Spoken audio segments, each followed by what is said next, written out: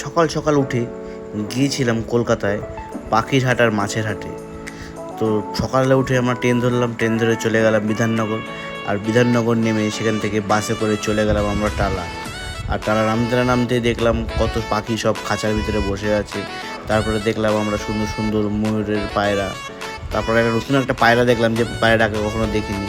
তারপরে আমরা দেখতে শুরু করলাম নানান রকম মাছ, এত রকম মাছ আর এত রকম মাছের অ্যাকুরিয়ামের গাছ।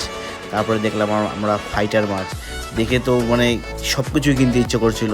তারপরে আমরা কিছুক্ষণ দেখলাম এই গাপ্পি মাছগুলো দেখলাম, তারপর প্লাস্টিকে ভর্তি কত মাছ দেখলাম। কিন্তু এখানে মাছগুলো আমাদের ভিডিও করতে বারণ করছিল, ওদের নাকি কি সমস্ত কেস চলছে। তাও আমরা কিছুটা লুকিয়ে লুকিয়ে ভিডিও করলাম। করতে করতে কত রকম নতুনত্ব মাছ দেখলাম। আগে যা দেখতাম সেই মাছগুলোর সঙ্গে সঙ্গে আরও নতুন কোনো মাছ আমরা দেখতে পারলাম, সেগুলো খুবই